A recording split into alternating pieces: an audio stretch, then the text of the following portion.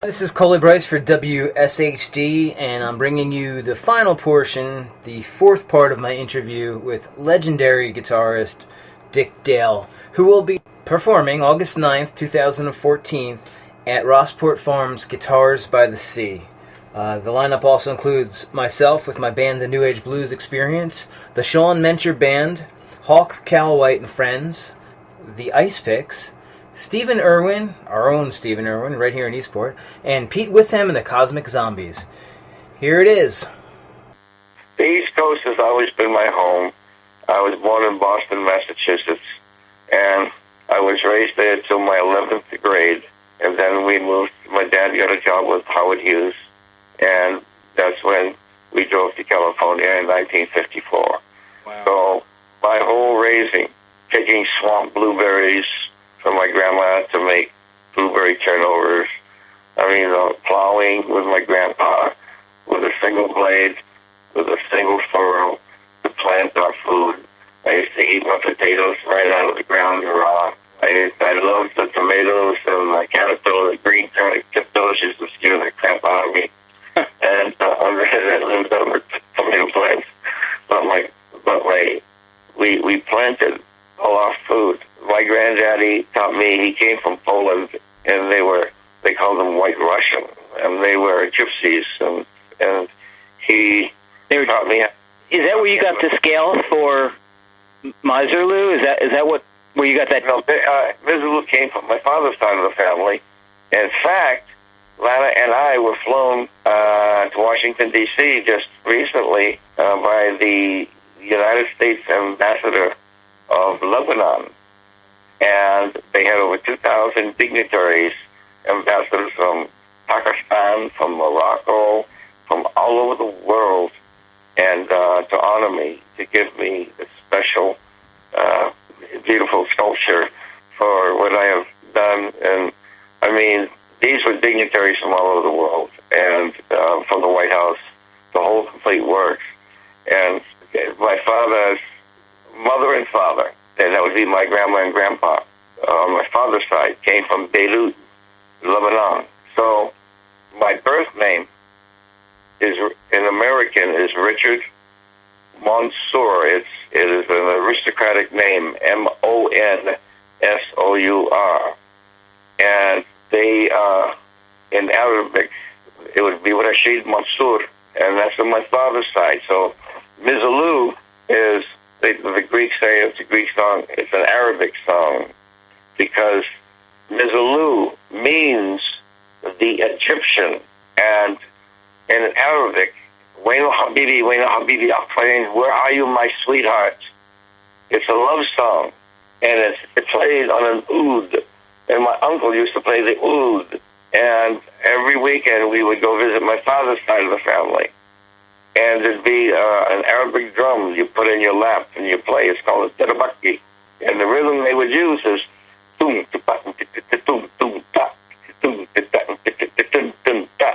and the belly dancers would come out. The Egyptian dancers dance. Well, they played on the oud, and they played Misirlou on the oud. And that's how I learned to play Misirlou. And it's played slowly. It's down, down, down, down, down, down, down, down, like that. Right. And they would clap the cymbals together, little finger type cymbals that they were in their fingers, and that was the rhythm. That's the rhythm that I learned to play. And then one kid, when I was playing Hank Williams songs, and I loved country, was the love of my heart. And with me and Lana, and we're going to record together, singing some songs together. And when I started playing the guitar out there in Balboa, California, at the Rendezvous, a young kid came up to me and said, "Wow, I like the way you play your music and everything. Can you play something on one string?" And I go, "Oh," because I'm not really a guitar player. I just take a guitar and make it scream with pain or happiness, and make it romantic. And because I love Latino music, and I play that. And when I play my trumpet, I play the mariachi stuff. And I looked at the kid. I said, "Well, just to get rid of him," I said, "Come back tomorrow night, and I'll play something." So I went home that night, and man, I started crying myself to sleep, saying, "Oh, they're gonna know I don't know how to play the guitar, really? Oh God!" And it's good because I was just strumming the chords, singing Hank Williams songs, and giving it a rock beat. So I said, and I started to play Misirlou, and I goes, "Well, that's too slow. That's not gonna be. He's not gonna like that." And then a light came on, and I said, "Well, I'll do it like to the Gene Krupa, the drumming, and go ticka-ticka-ticka-ticka-ticka-ticka-ticka." So I went, and I slid down to make it sound like my animals. And I went dun dun dun dun dun dun dun dun dun ticka-ticka-ticka-ticka-down, ticka-ticka-down, ticka-ticka, like that. And that's how ticka-ticka-ticka-ticka-ticka-ticka-ticka-ticka, like that. And that's how I played it, And I mean, so it wasn't really just surf. You also kind of started that whole exotica music kind of movement then too. Well, that's how it all started. Like I told you, I was mimicking Gene Krupa's drums for the rhythm of the style of picking, and I was playing my animal screams on the guitar and the screams of the ocean. But it first started with my animals. And you throw in some ancient Egyptian melodic patterns with and then I have and I play, I put myself in. When I play the trumpet, I'll play like Louis Armstrong. I'll play like Harry James, make the trumpet cry. When I played my sax, I sounded like Joe Houston. When I jump on the drums, I play like Gene Krupa. When I play my harmonica, I do boogie-woogie stuff. I use the same rhythms in everything I do. And when I do Latino music, Mexican music, I wrote songs like Esperanza. When I play songs like Malagueña, you can't say that's surf music. I play every style of music that there is. I play Jerry Lewis on the piano. I play classical music on the piano and stuff like that. I had a 17-piece rock band one time. I had double drummers, double bass players. I had 6 horns. I had 6 girl singers. And I would take my horns out and play Harry James, big band sounds. Wow. So I play every style of music there is. But they called me King of the Surf Guitar because I was surfing at the same time. Right. But, if I only played Malagueña, I only played Esperanza or Belo Horizonte, they wouldn't call me King of the Surf Guitar. Right. So what I was doing was I was making sounds on my guitar that replicated all my lions and tigers and my animals, and the rhythm came from Gene Krupa on my picking, the way I pick, and the Mother Nature in the surf, the rumble of the roar of the waves also became a part of it. They gave me the title, which is in the White House forever, King of the Surf Guitar. But we never say King of the Surf Guitar when we're advertising. Right. We always say guitar legend, because I'm a guitar legend, as they say, because I created so many different things. I created the pioneering of the music, the pioneering of the electronics of the guitar, and the pioneering of guitars that I took the Stratocaster, and Leo Fender used to say, when it can withstand the barrage of punishment of Dick Dale, then it is fit for the human consumption. And that's what he used to say all the time. So there's so many things I invented with Leo Fender. Leo and I together, it was just like, 2 cooks in a pie. Actually 3 cooks with Leo, Freddie Tavares, and myself. And everything that I pioneered the first Fender Rhodes piano at the Hollywood Bowl in concert. I pioneered the first contemporary organ. All these different things. Pioneered the wireless transmitter. And so all of these different things, Music, and a lot of sound. This stuff is in the MIM Museum. It's the largest museum in the United States in Phoenix, Arizona. And they've got a tremendous display on my output transformers and my guitars and surfboards and everything like that. That's an incredible place to go to. And right now, Telex has just replaced my original Telex transmitter that I use with my guitar, because I used to walk out in the street and play, and at a concert, and they just replaced it with a brand new one that finally died, and that's going to go into the museum, Arizona, the MIM, M-I-M, Musical Instrument Museum. Tell people to look it up. Okay. And look up Dick Dale. I guess in some ways people could compare you to Les Paul in the respect that you're a gifted player, but also gifted in creating instruments and equipment for sound itself. Right. You're the first one that said that. You're the first one that said it like that. Les and I were very good friends. Don't tell me I'm the first person who said that. Yes, you are. Wow. Who made it that way? They either talk about my sound, or they either talk about, but they never meld them both together. Now they're starting to, but you're the first one on interviewing that put them both together. Yeah. And you're an inventor. You're a creator. The creator of all the electronics and stuff like that.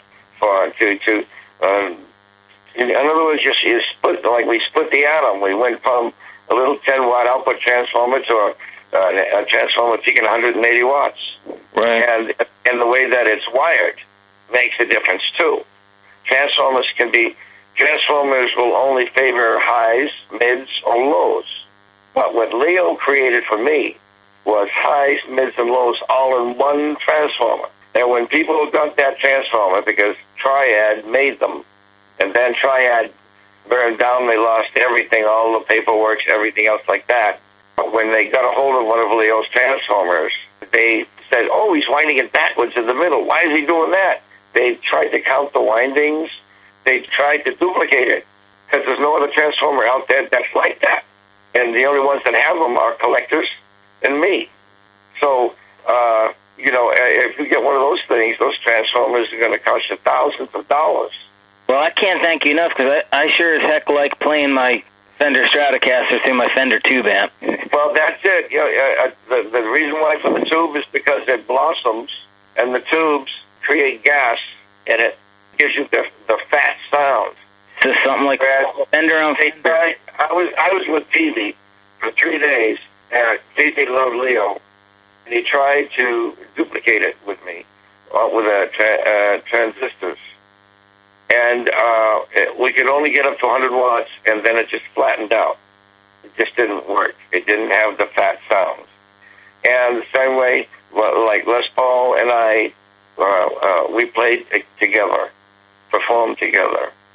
And we had, when we spoke with each other, we spent hours talking about the history of how Leo Fender gave him a boost to get in with the company that he got into with Gibson and stuff like that. And he was such an incredible man. I was with him just weeks before he died. It was amazing. He wanted me to come back into New York and play with him again. Because we performed for this big guitar. They brought guitar people from all over the world. They called them guitar virtuoso masters. And he was one of them. I was one of them. And we played together on stage together. I did have the fortune of meeting him one time, and he was somewhat similar to you in that he was older, but still completely and actively engaged in life itself, and just still tweaking with things, and still had so much passion for life and music and sound. Yes, and another person that was like that, who passed away, and we were soulmates. And in fact, they asked me to do a complete biography of him with me, and that was John Peel in England, the BBC. And John Peel was like Einstein he had millions and millions of listeners. He recorded every single person known to man, from the Rolling Stones, the Beatles, Jimi Hendrix. And I remember when I first had gone over there, and they said, John Peel's at your concert, he's at your concert. And I go, who's John Peel?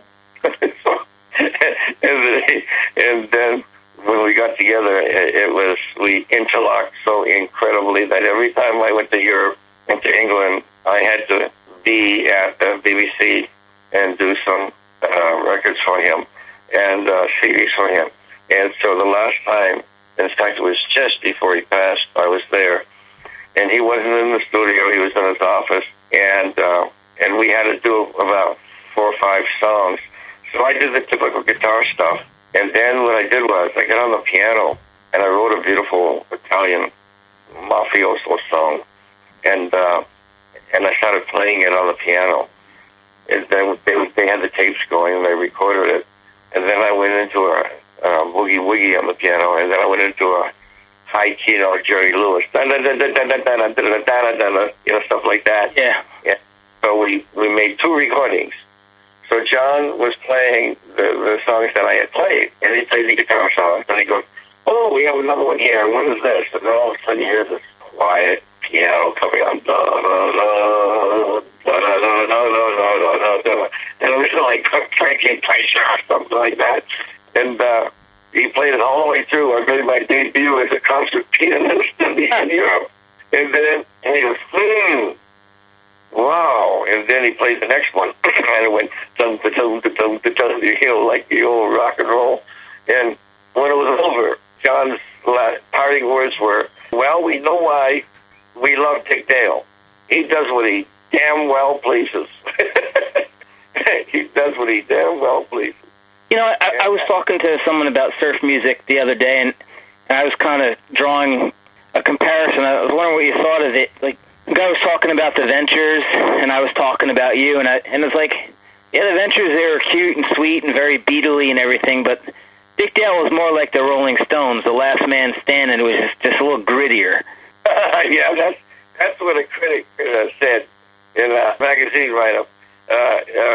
It showed a picture of me walking away with my guitar over my back, and he said, "He's the true gunslinger," and he's the last of the gunslingers. And but the thing is that the Ventures are just wonderful people. Noki, I played with him. In fact, the last time I played with him, they had me do a thing, I guess. And Noki, the same way. He, God bless him, when prayers are out for him. He's going through lots of pain. Oh, yeah, made tremendous contributions to surf music. And he got up the stage. He goes, "Dick Dale's a maniac."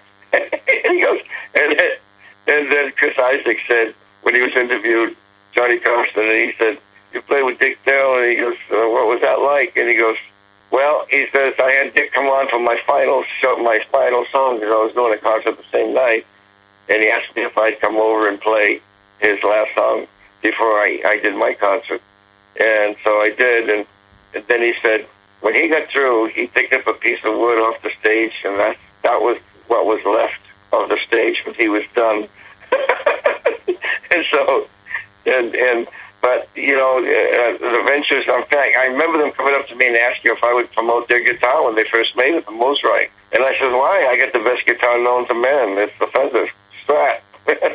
Wow. And, but they went on to Japan and played music for Japan and gave them some of their songs, and they were like Elvis in Japan. And that's how, what they did in their career was just amazing. Yeah. But they were good people, good people. Yeah. And the same with the Beach Boys. My dad used to give them $10 to open for me. Oh, my God. Yeah, and they used to play on the one time we got on a raft in Newport Beach and went down the bay where I lived, and was playing on the bay. And that's how they got started. And Mike Love, and they were very dear friends. They loved my father, and I told them how to promote themselves. Did what I told them to do, and they exploded. They did what they were supposed to do. So, a lot of these people, Buddy Holly opened for me. I mean, Ritchie Valens, I tutored Ritchie when we were on stage together, when he sang his first song. Wow. And he goes, "What do I do, Dick? What do I do? What do I do?" I said, "Get back out there and do it again." I shoved him out there. He was too afraid to go out there. Stevie Ray Vaughan, his first records he ever learned from were Dick Dale records. You guys were nominated for a Grammy together, weren't you? Yeah. And then Stevie Wonder, when we were doing a little filming, he goes, Dick, when it's time, push me out, okay? Push me out on stage when it's time for me to go." I go, "Stevie, you're really blind." And he goes, "Well, I can see shadows, man. I can see shadows. Just push me out there." And every time he's anywhere, if he's at one of the conventions that I'm at, I'll come up from behind and I say, hey, you want me to push you out there? And they go, oh, pigtail, man. So, all of these people, from Elvis on down, they invited me to their home, and Elvis did, and Percy, Priscilla, she used to come out and see my lions and my animals, but everybody was so, like El was so wanting to be loved properly to people, and he always gave things. He was a giver, but he got caught up in the music was so demanding for him because he was always afraid. Just like me, when I get on stage, I'd say, okay, Lord, you're pulling the strings. If I screw up tonight, it's your fault, Right. But, I mean, when you're under that kind of pressure, right. So people would say, here, take a drink, that'll take the nerves off of you, and you'll get out there and do a good job. Well, and here, take a pill, a pep pill. I mean, they tell you to do these things, and it'll make you not so afraid of what you're doing and everything else like that. It'll calm you down or whatever. I never did that. But the ones that did that, like El, it just started getting worse and worse and worse because your body, it's like taking antibiotics. If you take too many of them, or vitamins, if you take too many of them constantly, then your body doesn't react to it anymore. Right. So, the things that they would take, their body would not react anymore. So they would take something stronger and stronger and stronger. And that's where they got hooked. So I'm saying your body follows your mind. Be strong. And if you're going to be scared crapless, I want to talk like I talk from Boston. I just say, if you're going to be scared shitless, and that's the way we say it in Boston. I'm sorry, folks, but that's the way it is. Right. So I'm trying to make it sound pretty crapless or other house pony. But the thing is that grab the bull by the horns. Fear. There's the only thing that fear does. Why it's fear? Fear is the lack of the unknown. And once you know it, then you can deal with it. So fear is the greatest thing because it drives you. If you got enough cojones, there I go. I'm camouflaging the word. So if you got enough strength in your mind that you can face the fear, look it right in its face, and say, okay, we're going to deal with this, pal. And that fear will push you forward. Never allow fear to overtake you and completely destroy you, to panic. Never allow fear to make you panic. Use your fear to drive you forward. Because what the hell can happen? Are you going to die? So...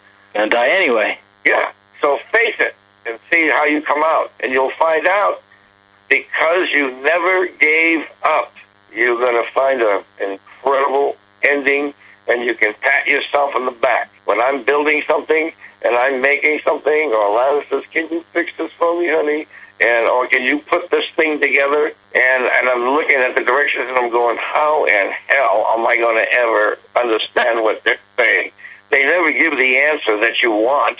You can invent a Fender Stratocaster, but it's a hell of a time putting together one of those IKEA pieces. Well, the point is, she bought me a commercial fan. Yeah. It's made out of steel, and it's a stand-up fan. And that motor was so heavy I could barely lift it. Yeah. And I spent 2.5 hours looking at the instructions, trying to figure out how it's going to be put together. But because I didn't give up, now it's in my hangar, blowing air like it'll blow a car over. Wow. So, and I said, man, I can't believe I got that done. Just don't give up. And everything fear is going to be with you all the time. But use it as a guiding force. Don't let it be panic. And that's basically what it's all about. I wanted to learn how to build a house. I never went to college to do that. And I went and got books, asked questions, and I built my first house all by myself. I did it all. I drew the elevations. I drew the threads and the nuts and the bolts. I had to draw what the concrete looked like. I had to draw what the inside of the chimney looked like, and I just looked at pictures and followed it. And then I built my mom and dad's home, 157 feet long, 7,000 square feet. And when I built the first house, when I was up in the attic hanging the ducting and the air conditioning in 110-degree heat in the high desert, I said, I will never do this again. Yeah. But I built my mom and dad's home. So, I'll end it with this. I had a master. I told a master one time, I said, Master, how can I be so great that nobody can beat me? And anything, I've done everything from archery to everything, flying airplanes. And I said, how can I be so great that no one can beat me? And he says, Grasshopper, you can. He said, but you must give up everything in your life for that. You must eat it, breathe it, and sleep it around the clock. And even in billiards, I've been a pool player all my life. And you must play 12, 15 hours a day. So he said to me, but let me ask you a question. Would you rather be master of one or not master of none? If you were master of one, you'd be awfully dull at a people gathering, wouldn't you? Because like Einstein, he couldn't mix with people. Right. He couldn't talk to you about plumbing, or if you're an electrician, or if you're a painter, or if you're a photographer. He only knew how to split the atom. So he said, wouldn't it be better if you were master of none, and then you'd be able to talk about everything, learn something about everything. So that, wouldn't you rather be a jack of all trades? And whatever you do in all those trades, do them to the best of your ability. Then you can talk to everyone who has an occupation. And I learned one thing. I will never bend a nail and cover it with a piece of molding around a table so nobody can see the bent nail. Every time I sit at that table, I'll know that I bent that nail. So I will unbend the nail and take it out. And my dad used to say, if I hate to pay by the hour, I'll go broke. Unbending the nail. But I will know that's less than perfection. I will not walk by a can that fell off the shelf in a grocery store on the floor and nobody picked it up. I will not walk by a piece of paper on the floor in front of me as I'm walking. I will pick it up. And I will never throw away the candy wrapper outside the car. I will always put it where it belongs, in the trash or where it belongs. So when you take that time, it talks about your character. And that is one of the things that I was talking about previously, your character. Following through. Yeah, that's what it's all about. So my music is played to people of all ages. If I see a folk-looking gentleman, I'll play a country song. I'll do Johnny Cash. If I see somebody that would, like Basin Street, I pick up a trumpet and do some Basin Street blues. If I see some guys with long hair and they're like the rockers or hippies or whatever you want to call them, I'll go Deep Purple, Smoke on Water. Dun, dun, dun, dun, dun, dun. That's not surf. Right. What it is it's the Dick Dale sound. Right. You'll know. And one guy told me in my last concert, like when I walk out on stage, I don't get introduced. I introduce them with my guitar sound while I'm in the dressing room, and I start playing on it, and it makes the audience just go nuts. And the guy says, when that guitar comes blazing over your speakers, I knew that it's Dick Dale. There is no other guitar that sounds like Dick Dale. And he says, it just blew me away, gave me goosebumps. So that's what I do. That's how I introduce myself. I introduce myself by blasting into the audience with my guitar, and they don't see me. And then they see me walk out on stage playing. So I've never had anybody introduce me. And Colonel Parker used to tell me about Elvis. He said, I never had an introduction to Elvis Presley. And if they didn't know who they came to see, they then paid too much money. That's from the Colonel. And he was a great guy. So I'm looking forward to coming back to where the place I was raised, the East Coast. And we're so happy to have you. August 9th at Rossport Farms, Guitars by the Sea. This is Colie Bryce. You're listening to WSHD 91.7 FM in Eastport, Maine, and we've had the incredible honor and privilege of speaking candidly today with guitar legend Dick Dale. Dick, thank you so much. Well, I thank you for reaching out, and I also thank all of the people out there that have listened to what I do, but most of all, that have felt what I do. Bless you all. Take care, Dick, and we can't wait to see you in August. Listen to the thunder. Will do, sir. Good day to you. And our best to Lana as well. Oh, I'll tell her. I will tell her. You're going to love her when you see her. She's like a guardian angel. Awesome. Thank you so much, sir. Bye-bye now. Bye.